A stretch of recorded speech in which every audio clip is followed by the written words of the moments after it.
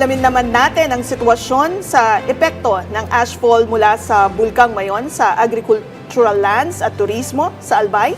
Kasama si Albay Governor Noel Rosal. Governor, magandang tanghali po. Magandang tanghali po. Salamat po for this, for having me. Well, Governor, ayon po sa datos ng Philippine Space Agency, mahigit 1,200 hectares ng agricultural land sa Albay ang naapektuhan ng ashfall mula po sa Bulkang Mayon. Ano po ang update sa tulong na naipaabot na ng ating pong pamahalaan sa mga magsasakang apektado nito? Yes po, actually gusto ko nga tamang-tama magpasalamat kay Pangulong BBM at saka kay sa ating mga sekretary, si Gatchalian, saka iba pang tumulong para mapagbigyan yung ating aid natin sa mga magsasaka. So bukas po, immediate yung response ng ating national government. So 65 million or more than 6,411 to be stuck. To be exact, ang magre-receive po ng 10,200 na mga farmers na inabot ng asphalt saka itong tinatamaan ng 6-kilometer danger zone. So malaking bagay po ito dahil at least yung pagkain nila, binibigyan na natin. Ito naman para sa mga pamilya nila, may pera sila. So after that po, meron din binigay ang ating Pangulo para may continuity. In the next 2 weeks, papasok naman yung dole, yung tupad para sa mga magsasaka natin. So 4,550 yon. Marami na yon. Sinabay na natin yung ibang farmers na hindi na makabalik sa 6 kilometer. So 20,000 ang makakatanggap ng 4,550. This time naman sa dole. Governor, karamihan po sa mga naapektuhang lugar ay taniman ng palay. Ano po yung agarang hakbang ng provincial government para matulungan ang mga magsasakang nawalan ng ani at kita? Well, although talagang may damage, pero may mga, ang una muna yung may save natin, may instruction ako sa lahat ng mga staff natin sa Provincial Agriculture's Office na kailangan tingnan natin yung may salba pa kasi sayang naman yung bigas. Pero yung hindi talaga, yun ang sinabay na natin. Binigyan natin sila ng bigas muna, yung pangkonsumo. Pero ito nga tutulong sa atin, itong tinawag natin na AHEC sa tupad natin para mabayaran. Pero later on, meron tayong ibibigay na alternative na livelihood sa kanila para lang may, kumbaga, yung lugi nila, at least madagdagan man lang na kahit kaunti. Governor, may initial assessment na po ba ang provincial government kung gaano kalaki ang pinsala sa agrikultura at ano po ang inaasahang epekto nito sa supply ng pagkain sa probinsya ng Albay? Yeah. Ang pinauna ko, yung palay, ang initial report sa amin, pero hindi pa to kompleto, 6 million. No? Kasi yung iba, hindi naman masyadong damage. So, binilang namin na yun. Pwede yung linisin lang through this tupad. Pero yung damage talaga na tingin namin, hindi na mapakinabangan is almost 6 million. So, papasok dito yung mga high value crops. Ito ngayon ang pinag-aaralan namin. Governor, bukod sa agrikultura, paano naman po naapektuhan ng ashfall at patuloy na volcanic activity ang turismo sa Albay, lalo na nga at kilala po ang Mayon bilang pangunahing tourist attraction ng probinsya? Although ma'am, sabi nila, nagta-observe ko rin, pero palaging puno ang eroplano kasi nga marami nag-osyoso, safe naman kasi sa Legazpi at Daraga. Pero alam mo, ang naapektuhan kami yung mga supposedly activities, conventions and MICE, no? Talagang siyempre yung iba nagka-cancel. Ang medyo malungkot ito kasi yung hotel nakabook na, kina-cancel. Kaya ito ang naka-apektos pa rin. Kahit paano, hindi as a whole, apektado pa rin namin mga activities. Pero ito nga, gusto nga namin na ma-substitute dito na we see to it na meron din kaming parang pang-turismo rin. Sumunod lang sa amin, may mga view deck kami na pwede mong puntahan if you want to see, especially at night, yung kanyang lava fountaining o kaya yung kanyang PDC, yung pyroclastic density current flow. Yes, Governor, sa usapin nga po ng turismo, paano po nyo tinutulungan yung mga negosyante, yung mga negosyong umaasa po sa turismo? Yan talaga. Sa ngayon, ito nga, susunod na ito, mag-appropriate ang provincial government ng pera kasi hindi naman natin pwedeng iasa palagi sa national. Magbibigay tayo ngayon yung mga, siyempre, yung mga trabahante mo nila, especially yung mga hindi no pay. So magbibigay tayo hindi lang sa mga farmers, pati itong mga apektado natin ng mga albayanos. No?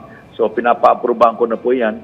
Then transport, kasi po itong sa mga restaurant, sa hotel, na mabigyan natin kahit man lang pangdagdag sa matrikula ng kanilang mga anak.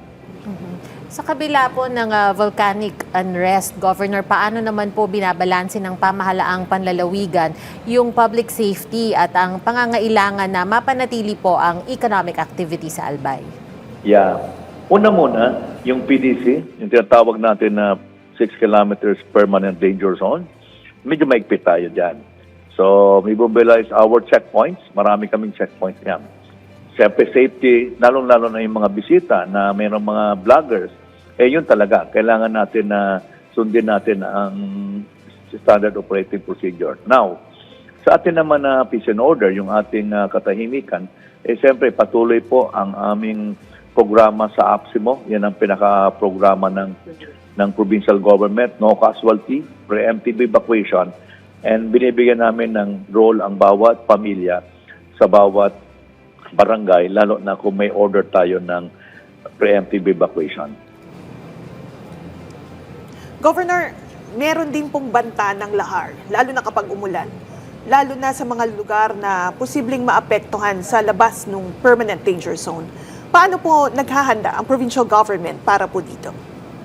Yes po. Actually, last Thursday nagpatawag ako ng emergency meeting. Meron po na na-discover ang PBOX, kasama tayo.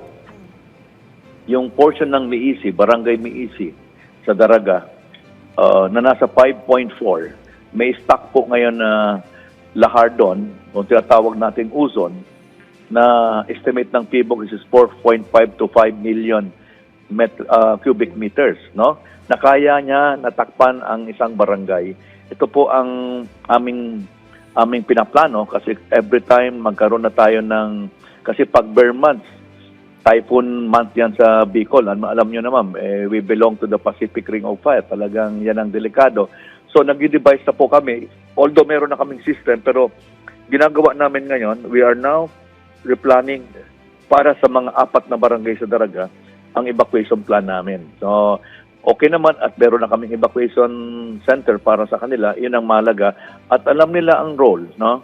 Ang barangays na dapat, pag may direktang order from OCD down the line, hindi pwedeng may maiwan. So, kailangan yung ating mobility, lahat ng sangay ng gobyerno, dito po sa Albay, alam mo naman, talagang damage, o kumbaga, lahar prone ang kami because of mayon, at least alam na ang role ng bawat isa. Kailangan lang natin kumbaga mag-refresher lang tayo kasi nga because of this new development na nakita natin last Saturday explosion that triggered this lava dome collapse na nagkaroon tayo ng zero visibility sa malaking portion ng Albay like Ginobatan and Kamalig.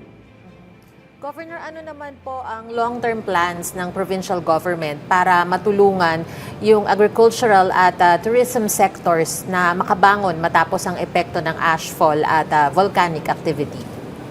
Una muna yung tirahan. If you notice, the past 3 years, malaking improvement ng Albay. Dati, pag sinabi mong 6 kilometer permanent danger zone, you're talking of about 5,000 families. Ngayon, kakabalik ko lang, magandang development, we have only about 1,000 na lang plus, no? And 3 local governments na lang, Tabaco City, Malilipot, and Kamalig, no? Which is about 1,000. So sa ngayon, yung Tabaco hindi na namin papabalikin yung kasi natapos na namin yung permanent evacuation nila. Yung Malilipot, tapos na rin yung program na ng NHA, 600 units yun, sobra pa. So hindi na rin namin pababalikin.